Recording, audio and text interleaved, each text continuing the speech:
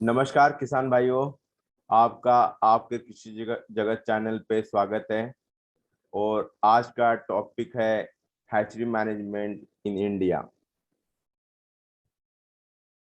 हम शुरुआत करते हैं how to start hatchery business. जब भी हम हैचरी का बिजनेस स्टार्ट करेंगे तो हमें कुछ चीज़ों की जरूरत पड़ेगी, जैसे कि हैचरी बिल्डिंग लगेगी, हमें ब्रूडर शेड लगेगा, कुछ मशीनरीज लगेगी जैसे इंक्यूबेटर हो गया, जनरेटर हो गया, दो कम से कम एसी लगेंगे, हमें कंप्यूटर लगेगा, फीड मिक्सर लगेगा, चिक फीडर, चिक वाटरर, ब्रूडर, गार्ड रेल, मेडिसिन, सब कुछ लगेगा। तो यहाँ मैंने सब कुछ यहाँ पे लिखा हुआ है, खर्चा पानी। और फिर उसके लिए हमें एक तो ब्रीडर स्टॉक लगेगा, नहीं तो फिर हमें फर्टाइलर्स लाने पड़ेंगे।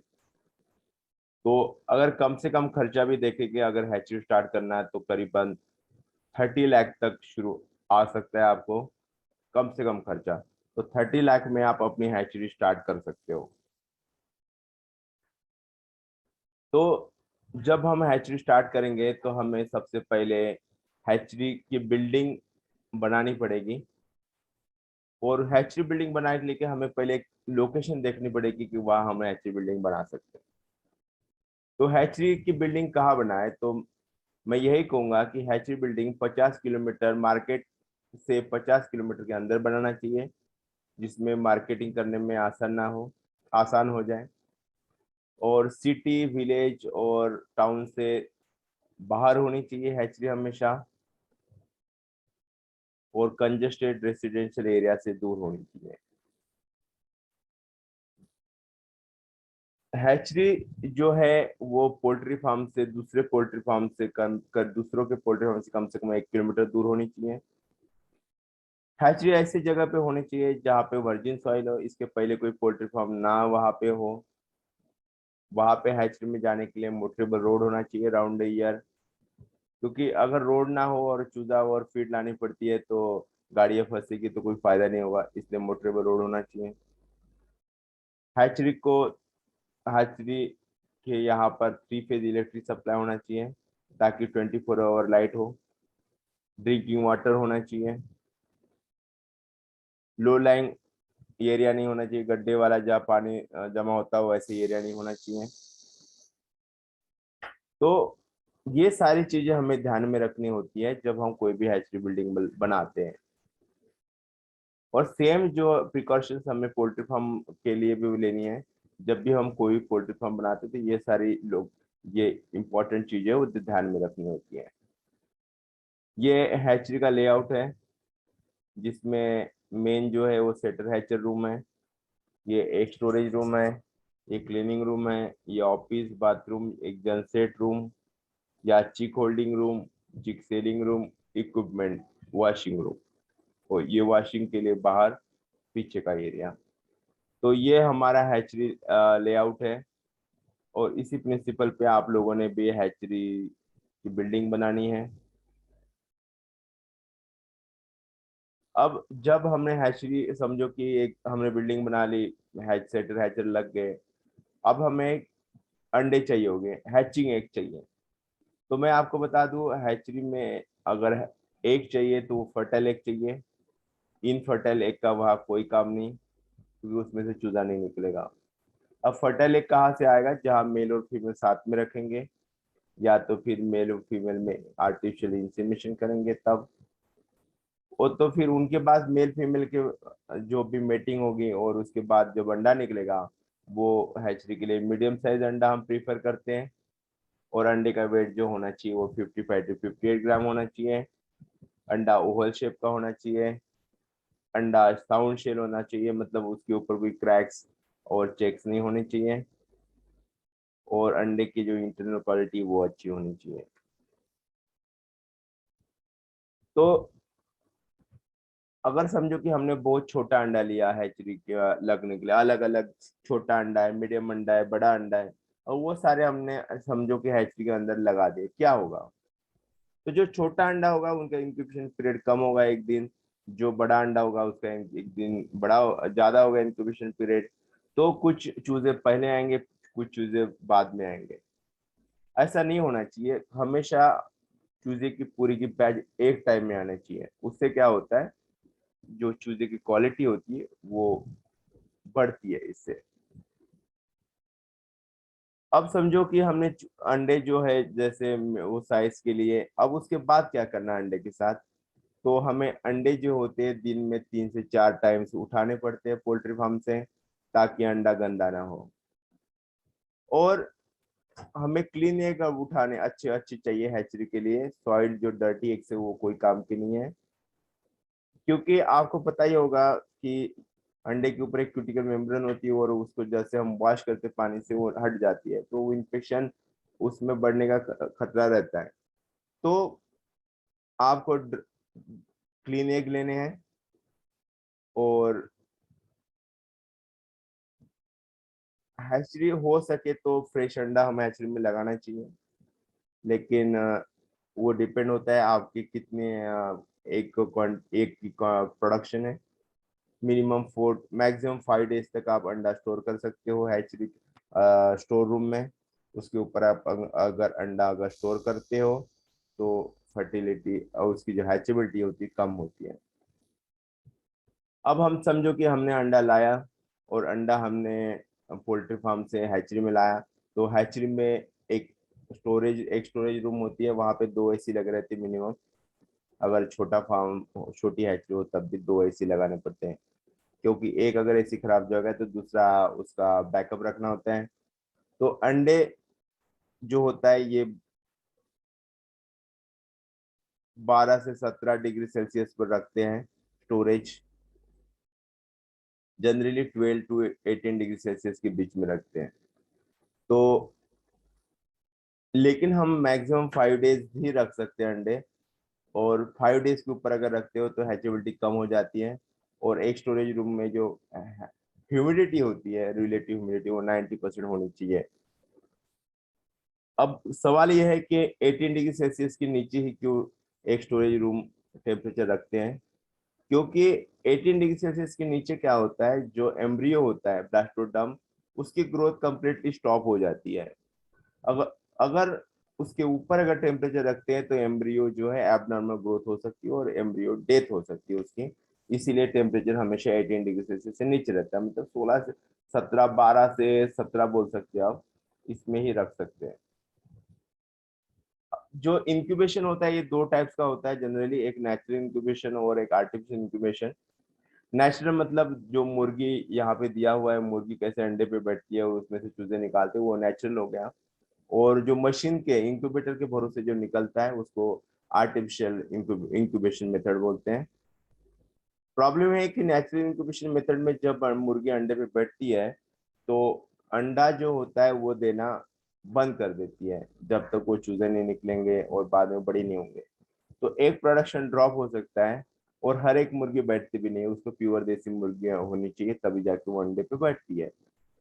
और मशीन का फायदा ये है कि आप जितने मर्जी चाहो हजारों लाखों में चूजे निकाल सकते हो। नेचुरल जो मेथड है उसके लिए सबसे इम्पोर्टेंट चीज है कि हमें देसी hen चाहिए। और देसी hen एक 15 से 16 अंडे आराम से निकाल देती है, उसकी साइज के डिपेंड पे। और उसको एक तो पैरासाइट इन्फेक्शन नहीं होना चाहिए, उसको दवाई देनी चाहिए, उसकी हेल्थ अच्छी होनी चाहिए। और मेन है उसको कि खाना पीना आसपास रख देना चाहिए उसका, ताकि वो अंडा छोड़ के ना जाए। क्योंकि अंडा छोड़ के जाएगी ज्यादा देर तक खाने पीने के चक्कर में, तो हो सकता है टेम्परेचर अंडे का डाउन हो जाए। उसके बाद हम आते हैं आर्टिफिशियल मेथड। तो आर्टिफिशियल मेथड जैसे मुर्गी अपना अंडा सेकती है वैसे ही मशीन सेकती है यहाँ पे। लेकिन वो देसी मुर्गी अपना काम करती है नेचुरल, और ये आर्टिफिशियल हमने टेम्परेचर मेंटेन करते हैं यहाँ पे, टेम्परेचर, ह्यूमिडिटी, वेंटिलेशन और टर्निंग। अब टेम्परेचर जो होता है मैं आपको बता दूं, सेटर का टेम्परेचर, सेटर में जो इंक्यूबेटर के 2 पार्ट होते हैं, एक सेटर और हैचर। और ये भी बता दूं सेटर में 0 to 18 डेज तक अंडा रखते हैं, और 19 to 21 डेज हैचर में रखते हैं। तो जो सेटर का टेम्परेचर होता है वो 37.5 डिग्री सेल्सियस है, और जो हैचर का होता है वो 36.5 डिग्री सेल्सियस टेम्परेचर है। अगर टेम्परेचर इससे बढ़ा देते हम 37.7 से ज्यादा, जाके अगर 46 डिग्री सेल्सियस होता है 3 घंटे के लिए, तब भी अंडे मरते हैं, चूजे मर जाते हैं, एम्ब्रियो। और 49 डिग्री सेल्सियस अगर दिया 1 घंटे के लिए भी, तब भी सारे के सारे एम्ब्रियो मर जाते हैं। इसीलिए टेम्परेचर बहुत इंपॉर्टेंट रोल रखता है हैचरी के लिए। समझो डाउन हो गया तब भी मोर्टेलिटी अच्छी खासी हो जाती है। इसलिए हैचरी में कहते हैं कि 24 आवर्स लाइट होना बहुत जरूरी है। उसके बाद ह्यूमिडिटी। सेटर में जो ह्यूमिडिटी है वो 60% होती है और हैचर में 70% होती है। ये ह्यूमिडिटी है बहुत इंपॉर्टेंट रोल निभाती है। अगर ह्यूमिडिटी थोड़ी भी कम अगर हो जाती है तो हैचेबिलिटी अच्छी खासी डाउन हो जाती है। वेंटिलेशन जो है सेटर और हैचर का सेम होता है। ऑक्सीजन रिक्वायरमेंट 21% होती है चूजे की, और कार्बन डाइऑक्साइड जो होती है वो मैक्सिमम 0.3 to 0.5% होती है। अगर समझो कार्बन डाइऑक्साइड 1% से ऊपर जाती है तो एम्ब्रियोनिक मोर्टेलिटी हो सकती है, और 5% अगर जाता है कार्बन डाइऑक्साइड लेवल तो ऑल एम्ब्रियो डाई हो जाते हैं। अब जो अंडा होता है हैचरी के अंदर कैसे रखते हैं, तो ब्रॉड एंड हमेशा जो होता है सेटर में वो अप पोजीशन में होता है, और जो सेट हैचर होता है उसमें हॉरिजॉन्टल पोजीशन होता है। ये वर्टिकल पोजीशन होता है सेटर में, और हैचर में हॉरिजॉन्टल पोजीशन। और वर्टिकल पोजीशन में अगर सेटर में बात करें तो उसमें भी ब्रॉड एंड बड़ा होता है, साम ऊपर होता है। ये इंपॉर्टेंट है। उसके बाद टर्निंग ऑफ एग्स। देखो ये टर्निंग यहाँ पे देख रही है 45 डिग्री का एंगल है। ये 3 3 आवर्स के बाद चेंज होता है। पहले अभी 3 आवर्स 45 डिग्री, फिर उस तरफ 45 डिग्री, तो टोटल ये 90 डिग्री का एंगल होता है। और 45 डिग्री इधर और 45 डिग्री उधर। और जो टर्निंग करते हैं ये 0 to 19 डेज तक ही करते हैं, और 18 डेज तक। और 19 to 21 डेज जो होता है वहाँ टर्निंग नहीं करते। ये बहुत इंपॉर्टेंट ऑब्जेक्टिव यहाँ पूछा जाता है, टर्निंग हैचर सेट हैचर में होती है क्या, तो नहीं होती है। जो कैंडलिंग होती है ये शुरुआत में 5 to 7 डेज में की जाती है कैंडलिंग। और अगर दूसरी करनी है तो 18 डेज हम जब सेटर टू हैचर ट्रांसफर करते हैं अंडा, तब जाके कर सकते हैं। अब कैंडलिंग किस लिए करते हैं, ये बहुत इंपॉर्टेंट क्वेश्चन है। तो कैंडलिंग इसलिए करते हैं जैसे ये अंडा इनफर्टाइल है, यहाँ पे आप पे हमें पूरा ट्रांसपेरेंट लग रहा है, तो जो इनफर्टाइल अंडे है वो हमें निकाल के फेंकना पड़ता है, तो इसलिए कैंडलिंग करनी पड़ती है। या डेड इन एम्ब्रियो, यहाँ पे हम समझो कि ये तो लाइव एम्ब्रियो है सारे। अगर यहाँ पे अगर ऐसी रिंग फॉर्म होती है ब्लड रिंग, तो वो बोलते हैं कि फर्स्ट 2 3 डेज में जो चूजा है वो डेथ हो गया उसकी, तब भी ब्लड रिंग फॉर्म हो गई। तो ये हमें कैंडलिंग से पता चल जाता है। अब हमें कब अंडा ट्रांसफर करना चाहिए सेटर टू हैचर, क्योंकि दो अलग अलग मशीन होती है सेटर और हैचर। तो सेटर टू हैचर जो होती है वो 18 डेज 19 डेज जब होते हैं 18 डेज, तो 19 डेज में हम सेटर टू हैचर करते हैं। और पीपिंग जो होती है 1% पीपिंग होने चाहिए, मतलब वहां पे उसमें छेद टोचा मारना चाहिए। पीकिंग मतलब जो बीक होती है उसकी चोच की, उसको उसको ब्रेक करता है ना वो, तो उस जो फर्स्ट ओपनिंग होती है जो करती है एक टूथ से, एक टूथ होता है उसके बीक के ऊपर, एक टूथ बोलते हैं उसको, उससे जो ओपनिंग करता है उस, तो 1% होनी चाहिए, तभी हम सेटर टू हैचर ट्रांसफर करते हैं। या तो फिर 19 to 21 डेज में कर ही देते हैं। जब रिमूवल ऑफ हैच, जो हैच का जो डिफरेंस होता है मैक्सिमम 36 आवर्स का होता है, फर्स्ट टू लास्ट चीज, इससे ज्यादा नहीं होना चाहिए।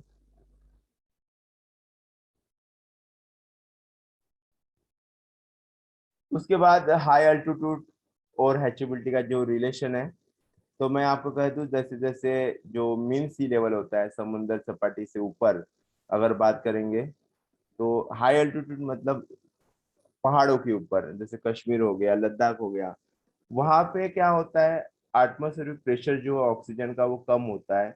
उसके लिए वहां पे जो हैचरी है वो चूजा नहीं पैदा कर पाती, क्योंकि वहां पे ऑक्सीजन तो है लेकिन ऑक्सीजन का एटमॉस्फेरिक प्रेशर कम है। अब इस कंडीशन में क्या होता है, चूजा जो है वो एक तो वो एक प्रॉब्लम है, और दूसरा है कि इससे होता क्या, पुअर हैचेबिलिटी करता है और लो हीमोग्लोबिन एम्ब्रियो जो होता है, ग्रोमिंग एम्ब्रियो जो होता है उसमें हीमोग्लोबिन की लेवल मात्रा कम हो जाती है। अब ये अगर प्रॉब्लम सॉल्व करना है तो आपको क्या करना पड़ेगा, ऑक्सीजन सिलेंडर वहां हैचरी के अंदर डालने पड़ेंगे, सेटर हैचर के अंदर, तब जाके चूजा नॉर्मली हैच होगा। एम्ब्रियोनिक मोर्टेलिटी तो चार टाइप्स की मोर्टेलिटी होती है।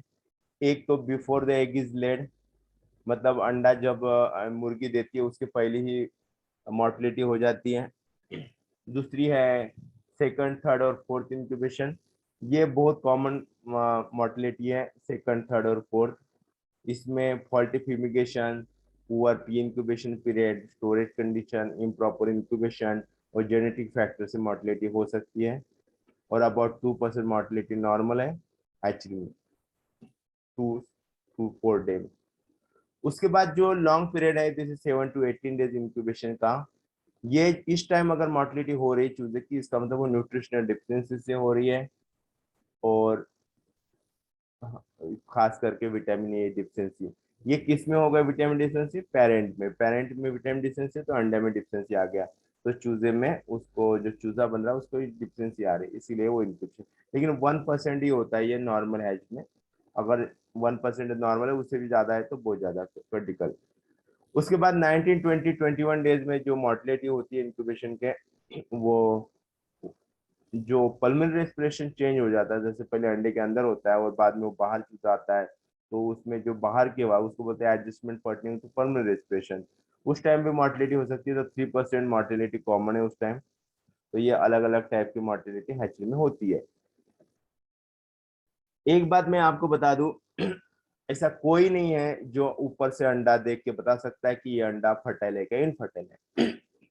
आज तक ऐसी कोई नहीं बनी है मैकेनिज्म जो ऊपर से अंडा बता सकते हैं ये फर्टाइल है कि इनफर्टाइल है।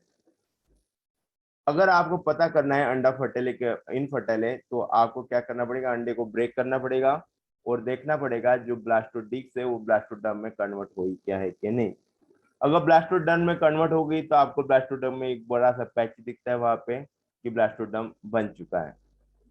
नहीं तो दूसरी एक मेथड ये है, लेकिन अंडा फोड़ने के बाद वो कोई काम का नहीं अंडा। तो अगर आपको बाहर से देखना है कि अंडा फर्टाइल है कि इनफर्टाइल है, तो आपको क्या करना पड़ेगा, आपको उसको पहले इंक्यूबेट करना पड़ेगा 37 डिग्री सेल्सियस पे 24 आवर्स के लिए कम से कम।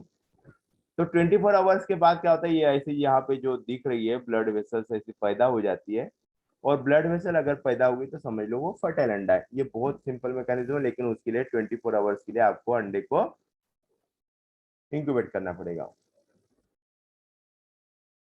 इंक्यूबेट करने के बाद भी मैं आपको बता दूं, कभी कभी अगर मोटे समझो कि फर्स्ट जो कंडीशन बताई थी, उस टाइम अगर अंडा अगर मर जाता है एम्ब्रियो, तब भी हमें कैंडलिंग में नहीं दिखेगा, ऐसे लगेगा कि वो इनफर्टाइल अंडा है। लेकिन आपको तभी पता चलेगा 100% अंडा फर्टाइल था या नहीं, जब आप उसको ब्रेक करके देखोगे।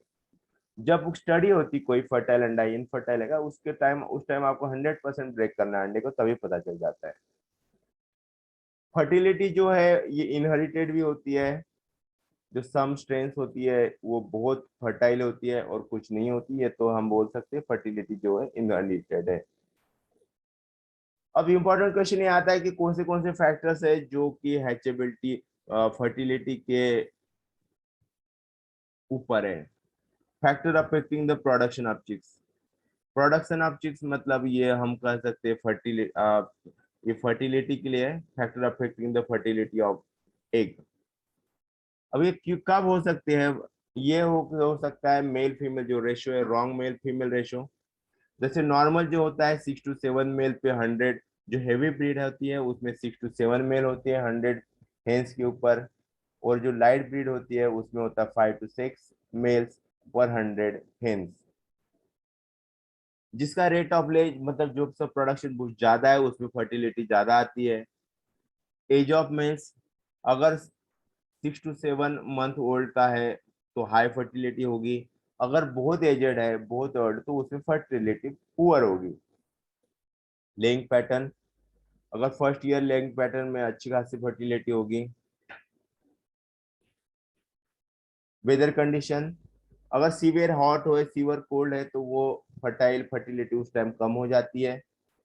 अभी मैंने बताया इसके पहले इनहेरिटेंस भी हेरिटेबल कैरेक्टर हो सकता है कभी कभी। न्यूट्रिशन, आपको जो मेल फीमेल जो पेरेंट्स है उसको उसको अच्छे से खाना खिलाना है। अगर वो अच्छे, क्योंकि अगर उसको खाना नहीं खिलाया तो उस वही कैरेक्टर जो हमको माता पिता को खिलाते हैं उसके अंडे चूजे के, वही जो न्यूट्रिशन है वो अंडे में आता है। तो हमें उसके जो मेल फीमेल पेरेंट्स है उसको अच्छा खिलाना है। उसके बाद जब वो मेटिंग करता है उस टाइम आपको उसको मुर्गे को डिस्टर्ब नहीं करना है, क्यों डिस्टर्ब करोगे तो फर्टिलिटी कम आ जाएगी। डैमेज कोम होगा कोई मुर्गे का वेटर से तो उस कारण भी फर्टिलिटी कम आती है। अगर मेल अगर स्टराइल है, हमें ऊपर से अच्छे दिखते हैं लेकिन हम जब उसका सीमेन निकालते हैं और टेस्ट करते हैं तो स्पर्म जो होते हैं वो मोटिलिटी नहीं करती, इसका मतलब वो इनस्टराइल स्टराइल है। तो उसके लिए उसके कारण भी हैचेबिलिटी फर्टिलिटी कम हो जाती है। Eggs are kept too long under wrong condition before mating. तो ये सारी जो प्रोडक्ट ये है फैक्टर्स है फर्टिलिटी के लिए रिस्पॉन्सिबल है। उसके बाद फैक्टर अफेक्टिंग हैचेबिलिटी, कौन से फैक्टर है जो हैचेबिलिटी है। तो मैं ये कहूंगा जितने भी कैरेक्टर है जो अभी हम पढ़े फैक्टर अफेक्टिंग द फर्टिलिटी, वो सारे के सारे रिस्पॉन्सिबल होते हैं हैचेबिलिटी के लिए। उसके साथ पिक एग प्रोडक्शन, जो हैचेबिलिटी हो मैक्सिमम होती है वो कब आती है, जब अंडे का पिक प्रोडक्शन होता है। ऊपर से हैचेबिलिटी डिपेंड जो होती है वो क्वालिटी ऑफ एग से, इंक्यूबेशन कंडीशन हैचरी के under, age of breeder, rate of egg production, system of breeding, ये सब पे हैचेबिलिटी डिपेंड होती है। अब बैक्टीरियल कॉन्टेमिनेशन ऑफ एग पे भी हैचेबिलिटी डिपेंड, समझो कि इन्फेक्शन हो गया अंडे को, वो आपने गीले पानी से धो दिया अंडे तो इन्फेक्शन जाएगा उसमें, या डर्टी अंडा होगा तो उससे भी हैचेबिलिटी डाउन हो सकती है। विटामिन डिफिशियंसी हो, मिनरल डिफिशियंसी हो तो इसमें, अगर पैरेंट में डिफिशियंसी हो तो अंडे में आएगी डिफिशियंसी, तो उससे भी अच्छी खासी हैचेबिलिटी डाउन हो सकती है। उसके बाद समझो आपका चूजा आ गया तो चूजे को कैसे सेक्सिंग करते हैं, तो दो मेथड होती है, एक वेंट सेक्सिंग होती है और ऑटो सेक्सिंग होती है। वेंट सेक्सिंग जो है ये डेवलप हुई है जापान में, और ये करते रूडिमेंट्री कॉपरेटिव ऑर्गन जो होता है चूजे का। यहाँ पे देखो ये मेल है और ये फीमेल है, तो ये अब हमें पैपिला दिखता है, लेकिन ये देखो इधर ये फीमेल है और ये मेल है, ऐसे एक छोटा सा पैपिला दिखता है। तो अगर पेपिला है तो मेल, लेकिन ये इतना आसान भी नहीं है जैसे यहाँ दिखाया गया है। इसके लिए बहुत प्रैक्टिस चाहिए, तभी उसका पेपिला बाहर निकलता है, नहीं तो हम मेल और फीमेल कंफ्यूज हो सकते हैं। दूसरी मेथड है ऑटो सेक्शन। ऑटो सेक्शन में क्या होता है, जिसको ऑटो सेक्शन मेल अलग कलर का होता है फीमेल अलग कलर का होता है, लेकिन ये हर ब्रीड में दिखता है। एक स्पेसिफिक ब्रीड होता है, जब स्पेसिफिक ब्रीड के साथ क्रॉस होती है तो मेल फीमेल चूजे अलग अलग आते हैं, उसको बोलते हैं ऑटो सेक्शन। एक फीदर सेक्सिंग भी होती है, फीदर को देख देख के अगर हम देखेंगे तो जैसे ये मेल में one step curve shape wing है और इसमें टू शेप कर्व विंग है, तो ये मेल फीमेल ऐसे पता चल जाता है, लेकिन ये हर चूजे में दिखेगा ये जरूरी नहीं है। उसके बाद वैक्सीनेशन ऑफ हैचरी, तो हैचरी पे अभी के टाइम जो बर्ड आता है वो वैक्सीनेटेड आता है, तो हैचरी में वैक्सीन होना बहुत जरूरी है। हैचरी में जो वैक्सीन होती है वो मैरिज डिसीज वैक्सीन है, वो सबक्यूटानियस लगाते हैं उसको वैक्सीन, और फिर उसको ट्रांसपोर्टेशन ऑफ चिक्स कैसे करते हैं, ये हमारे जम्मू कश्मीर में हम ये फॉरेन में यूज करते हैं, और ये हम अपने यहाँ पे कोरुगेटेड जो बॉक्स होते हैं कार्डबोर्ड के वो यूज करते हैं। जनरली एक बॉक्स में 60 चूजे आ जाते हैं, 15, एक इसके 4 कंपार्टमेंट होते हैं एक डब्बे एक बॉक्स में, तो 4 कंपार्टमेंट। इसकी जो साइज होती है 456 इंटू 46 इंटू 15 सेंटीमीटर हाइट होती है उसकी, तो ये साइज है उसकी। और मैं आपको बता दूं चूजा जो होता है उसमें 72 चूजा हैचरी से निकलने के बाद भी उसके बॉडी के अंदर योक रहता है, और वो 72 अवर्स तक योक रहता है, मतलब 3 दिन तक का खाना चूजा अपने साथ लाता है ऊपर से जब आता है। तो 3 दिन तक अगर एम्ब्रियो अगर चूजा है तो इसका मतलब वहां यolk है। क्योंकि अब आपको यहाँ ये बड़ी प्रॉब्लम आती है कि लोग बोलते हैं योग दिखता है, योग दिखता। अगर यहाँ की लोकल हैचरी हमारे पास है, वो कोई भी कंपनी की हो, तो चूजा जल्दी पहुंचेगा फार्म पर। तो 3 दिन तक तो उसका योग नहीं जाएगा। मैं ये नॉर्मल कंडीशन है, आपको डरने की जरूरत नहीं है। और जो चूजे आ जाते हैं बाहर से, जैसे हरियाणा पंजाब आते हैं, तो उसको वो टाइम बहुत ज्यादा लेते हैं। तो उस टाइम में उसका चूजा जल्दी जाएगा, उसका जो योग है जल्दी खत्म होगा, क्योंकि ऑलरेडी वो बाहर 24 आवर लेट आ गए। तो ये डिफरेंस होता है। लेकिन कभी कभी योग तभी भी नहीं जाता अगर इन्फेक्शन, इकोला इन्फेक्शन हो तो वो अलग कंडीशन है। अब हैचरी में आपको बता दूं, ये हैचरी में बायोसिक्योरिटी मेजर्स होना बहुत जरूरी है। क्योंकि हैचरी एक ऐसी कंडीशन होती है, खासकर इंक्यूबेटर, सेटर और हैचर, कि वो फेवरेबल इन्वायरमेंट होता है इन्फेक्शन के लिए, बढ़ने के लिए। तो आप जितनी भी केयर ले सकते हो बाहर का इन्फेक्शन अंदर ना आने के लिए, वो लेना है। आपको कोई भी अननेसेसरी आदमी हो हैचरी के अंदर अलाउ नहीं करना है, कोई भी बर्ड को अलाउ नहीं करना है, कोई भी बाहर के अंडों को नहीं लेना है। आपको अपने फार्म के अंडे लगाने हैं। तो ये सारी प्रिकॉशंस आपको बायोसिक्योरिटी मेजर्स लेनी है अगर आपकी हैचरी चलानी है। और रोज अंडा नहीं रखना है हैचरी में, एक बैचेस लगानी होती है, क्योंकि सेटर और हैचर अलग होता है। तो हैचर में जब अंडा निकलता है तो उसमें वो पूरा इन्फेक्शन फैल जाता है। तो कम से कम 5-7 डेज का डिफरेंस पे आप हैच लगा सकते हो। 3 दिन तो अंडा रहेगा, फिर 1-2 दिन आपको उसको सुखाने का, बिल्कुल धोकर सुखाने को लग जाते हैं, 2-3 दिन। इस तरह कम से कम 7-7 डेज में आपने बैच डालने हैं। आपको फ्रीक्वेंट बैच नहीं डालनी है, क्योंकि वहां पे साफ सफाई का प्रॉब्लम आ सकता है। अब फ्यूमिगेशन, जब हमने अंडा स्टोरेज रूम में रखा था, तब स्टोरेज रूम में जब से अंडा बाहर निकालते तब आपको उसको फ्यूमिगेट करना होता है, ताकि वो उसका जो इन्फेक्शन है, क्योंकि आपको मैंने बताया सेटर जो होता है, सेटर हैचर इन्फेक्शन के लिए बहुत फेवरेबल होता है वहां पे इन्फेक्शन बढ़ने के लिए। तो आपको थोड़ा भी अंडे के ऊपर कोई इन्फेक्शन ना आए करके, जब हैचर, जब स्टोर रूम में से अंडा बाहर आता है तो आपको फ्यूमिगेशन करना होता है। तो ये पोटेशियम परमैंगनेट है और ये 40% फॉर्मेलिन है। ये दोनों को जब हम एक दूसरे में मिक्स आते, पहले क्या करते हैं, एक डब्बा लेते हैं मेटल का, हो सके तो उसमें ये फार्मेलिन डालते हैं, 45 ml। और ये पोटेशियम परमैंगनेट उसके ऊपर डालते हैं। गलत, गलत कर दिया।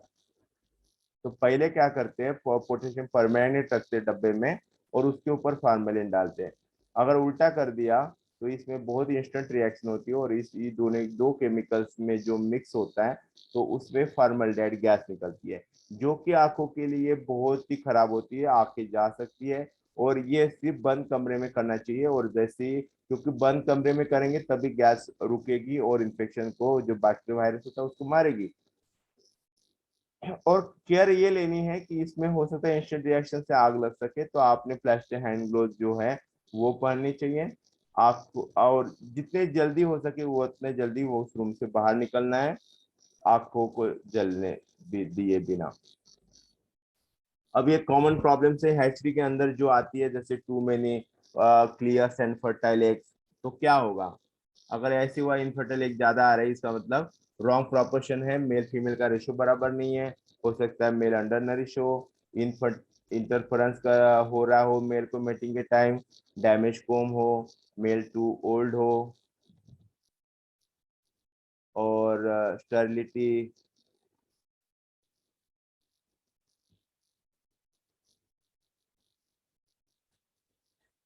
स्टेरिलिटी होगी मेल में तब हो सकता है। या ब्लड रिंग, अगर ब्लड रिंग फॉर्म हो रही है, इसका मतलब इंक्यूबेटर का टेम्परेचर ज्यादा है, इनकरेक्ट फ्यूमिगेशन हुआ है, या तो eggs are kept under wrong condition.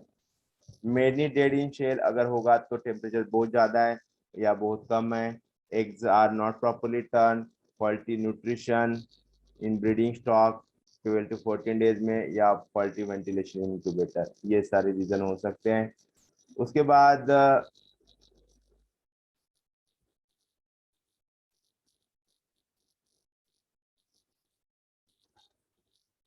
प्यूप्ड egg hatching too soon, अगर इंक्यूबेशन टेम्परेचर अगर ज्यादा है तो हैचिंग जल्दी हो सकती है। अगर हैचिंग लेट हो रही है, इसका मतलब इंक्यूबेशन टेम्परेचर लो है। अगर स्टिकी चिक्स है, इसका मतलब इंक्यूबेशन टेम्परेचर बहुत ज्यादा है। मालफॉर्म चिक से इसका मतलब इंक्यूबेटर टेम्परेचर ज़्यादा है या लो है, और एग सेट इनकरेक्टली और नॉट प्रॉपर्ली टर्न आफ्टर 16। अगर स्प्रैडलिंग हो रही है, लेगा अगर एक दूसरे स्प्रैडल हो रही है, इसका मतलब जो हैचिंग ट्रे है वो बहुत स्मूथ है। मशीची का इसका मतलब लो average temperature during period of incubation है, पुअर वेंटिलेशन है, और ओम्फेलाइटिस और नेवल इन्फेक्शन हो सकता है। Hatching not come at one time, मतलब सारी की सारी एज एक टाइम नहीं आई।